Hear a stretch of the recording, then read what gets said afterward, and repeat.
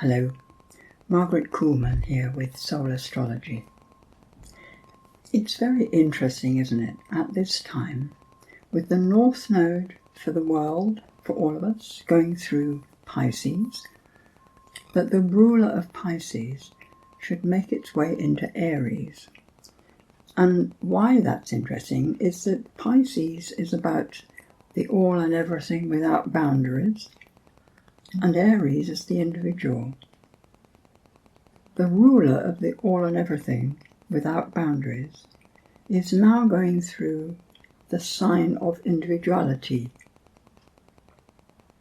One of the things about being individual, of course, is feeling separate, because the assumption everybody else feels like an individual too. So we're all individuals without boundaries and definitions.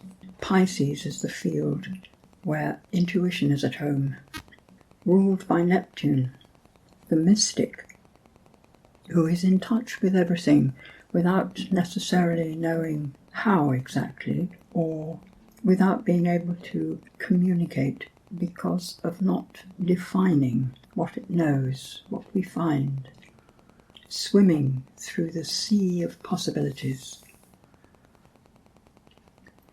To have it going through Aries, the Aries aspect of all of us, that which stands alone and requires courage to go forwards, is being softened.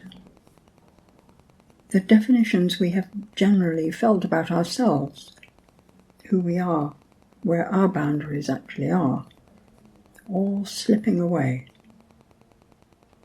And then comes Saturn to join in the Aries bit. Lots of things there. On the difficult end, we get the fear that happens when human beings, relying on stability and knowing how to control things, they think, feel fear when it's all gone. Even the slight wobbly threat of security going can create great anxiety and fear. On the other end, perhaps, with Saturn, we have the sense that everything does have a way of being organised that works. There is looking at life with that in mind. How does it work? What do I need to do to have that effect? This swooshing about intuition is actually joined together, perhaps, with a sense of examining everything that's happening, looking for that which will make it controllable. Normally, when we're looking to have an effect, to control things, we try out what worked last time we were faced with that problem. As things are at the moment, that's hardly going to work.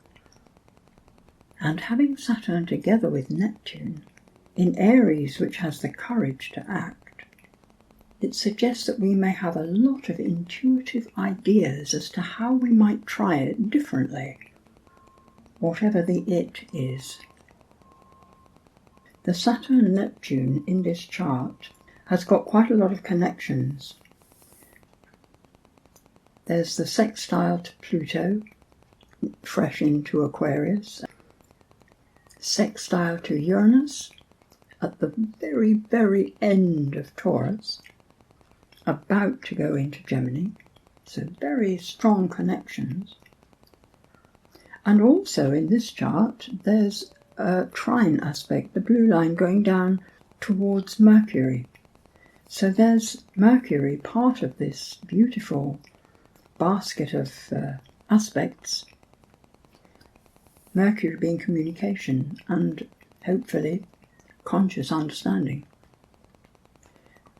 It's at the end of Cancer, connecting well to the Uranus because they're in elements that understand each other, water and earth, whereas the trine to Aries, although it's going to work okay, meaning that we will understand that desire to look for fresh ideas, fresh ways to control circumstances, those ideas will not be that easy to implement with the Cancer of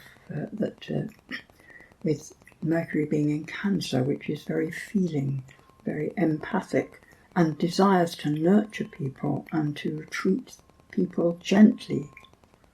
So the courage of Aries action is a little compromised there. But nevertheless, there is the understanding and the ability to communicate. But then both ends of that trine have got squares. The Saturn end is square to the new moon itself on Jupiter. And we've had that square to Jupiter on and off for some months now. This is the last time it'll happen, as Jupiter will now move quickly through Cancer during this next year, and Saturn takes much longer, and we'll be going back into Pisces anyway for a while. So with that square, what you have is the desire, the Jupiter desire to expand, to give, to be generous, to care and support, at loggerheads with Saturn putting up reasons why not to do it like that. And sometimes circumstances simply not lending themselves to being successful.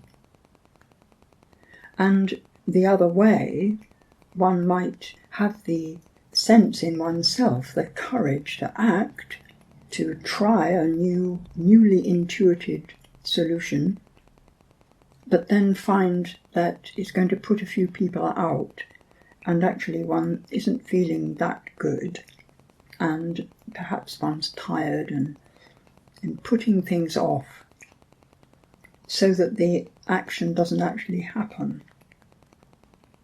At the other end, the Mercury end, Mercury is at right angles to Chiron, the end of Aries. So once again, it's an Aries-Cancer square. And it could be more emotion than is useful when looking at other people's perhaps inability to take command of their own lives. Chiron in Aries been there for some years now. A wounding in the sense of being autonomous, the inability to act for oneself freely, and perhaps feeling that why should one, because we're only each one of us is only tiny compared with the whole of humanity. And the sense, am I really that important? Perhaps I should just do what I'm told. And Mercury, seeing that doing what you're told is not supporting people, that actually doing what you're told keeps you in a small position where you are without the ability to act on your own behalf.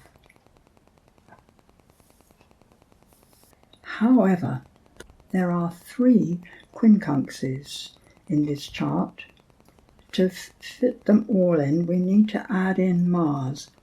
Mars in Virgo, really ready to focus on what needs doing and do the work.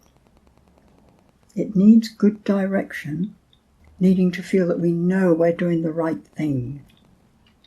There is, in Virgo, a hesitation in case one really screws up or gets rid of something that one later regrets.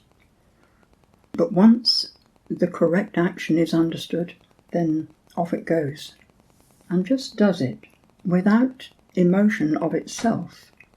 But with this sextile to the new moon in Jupiter, it might well be fueled by an inner feeling of the heart wanting to expand, to do it differently, to try new attitudes to life as a whole, and find out what the potentials are. And there's Mars putting the energy of action into the actual things that need to be done in order that that should come about. That brings in the other corner where these quincunxes are forming yods. That is, when you have 2 sextile planets, quincunxing 1 point, the other side of the chart. It's like pointing fingers. There's two places being pointed at. One is the Mars, and the other is Pluto. These sextiles that are forming the quincunxes, Jupiter on the new moon, in cahoots with Mars, pointing at Pluto. When you have those fingers pointing like that, it's as though we need to make a little alteration about the pointed to end, and then it will work in service to the whole. There's something not quite lined up within that planetary energy that's being pointed at. The other sextile is between Pluto and the Saturn-Neptune, and they're pointing at Mars. Now it's clear what would need changing with Mars in Virgo from what I was saying. If we're going to move forward and go with a flow of expansion and growth in a different direction from where we've been, the fear that we might be making a mistake is really going to hold things up. And that fear, it's likely to be of being caught, stopped by authorities, especially because Saturn is part of what's quincunxing it, as though one is risking great loss. And the Pluto end of that pointing finger, in Aquarius, there is often a tendency to stand back so that one can see more clearly. But it's quite possible to stand back and say, then nothing can be done here. Or, surely it's somebody else's job. Pluto and Mars need to work together, and perhaps what's needed is a focus that uses both ends. And being a quincunx, linking them, it needs to be a focus on the good of humanity as a whole. The planet that's not connecting in particularly is Venus in Taurus. And there's the love of Earth, the love of closeness. But one of the beauties about having a planet unaspected is that it's free to operate in its own style, its own way, without interference from anything else that's going on. And because Venus connects us with the love of things, the material world, particularly nature, the body, animals, food, the love of those things is a link between us all. Our values. We all basically value the same things. Good food, good company, warmth, love, beauty.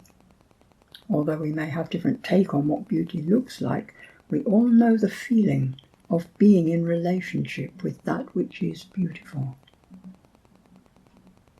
So in a sense, while all these other things are seething about, the love of the earth is free to expand and develop, and we have a chance to share it this month, to notice that our connections are around these things, harmonizing the value system within which we live.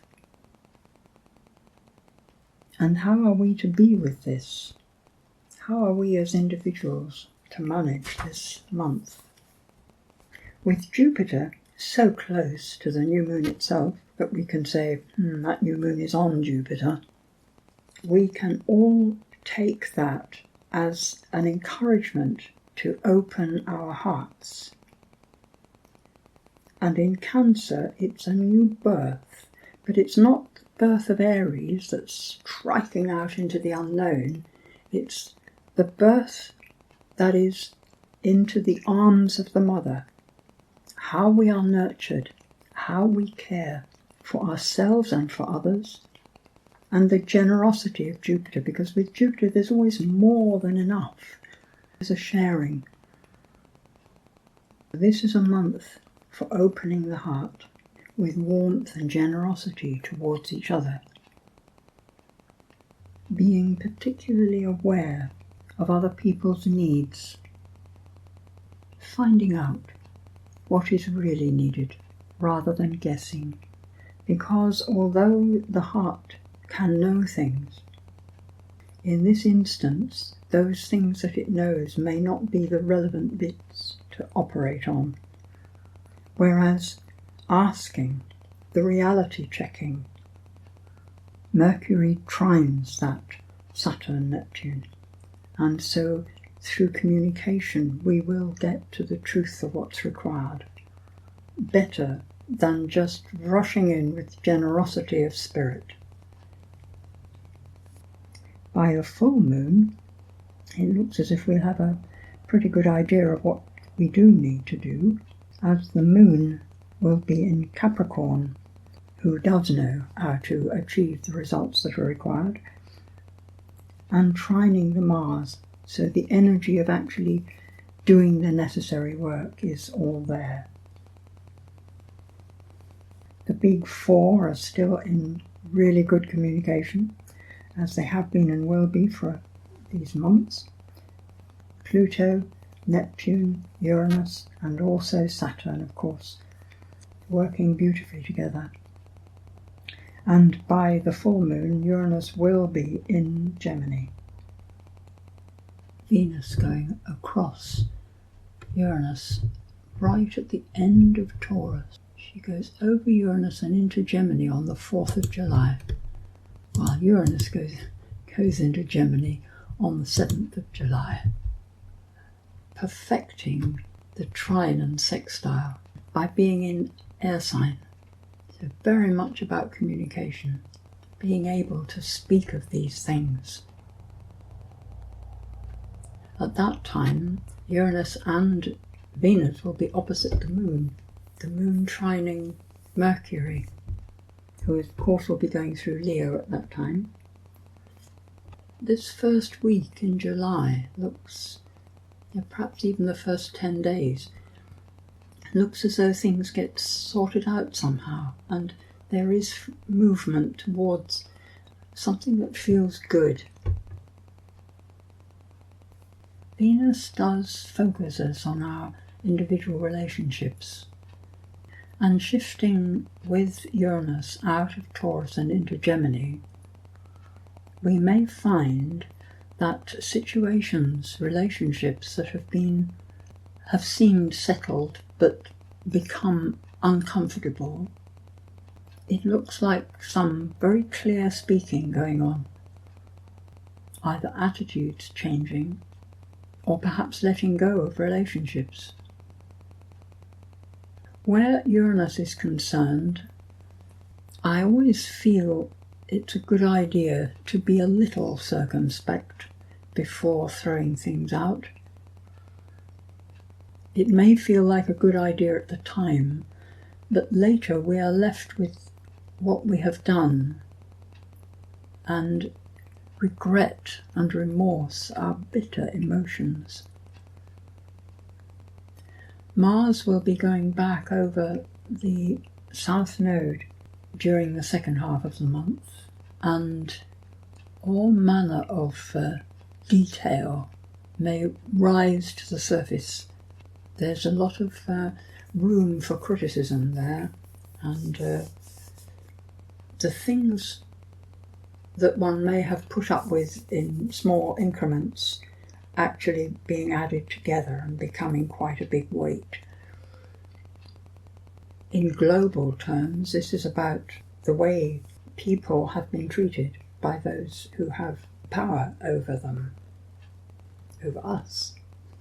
All the little things that one doesn't like and people moan about, but adding it all together and discovering what has become of us and what might become of us if various stands are not taken.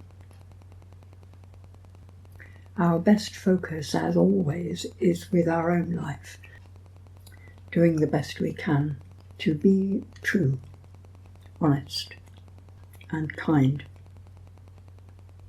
because there is a lot of real suffering in the world, and a lot of what we consider suffering, those of us who are reasonably comfortable in life. So let us take care of ourselves. Practice compassion. Compassion for the struggling, compassion for the discomfort and the anxiety. Treat yourself with respect and less criticism. And there's room for a whole new take on things. Thank you.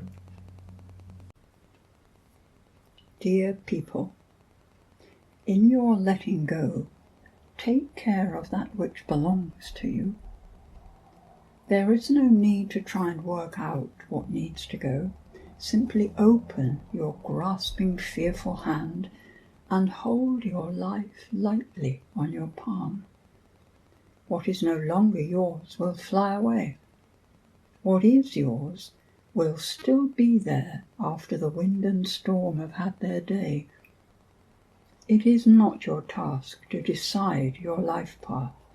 It was decided with your soul before your body grew. Be present, and your next step will become clear when it is ready for you to take it. And while you are waiting for that moment, enjoy yourself and give of your heart's love without stint to those who need it.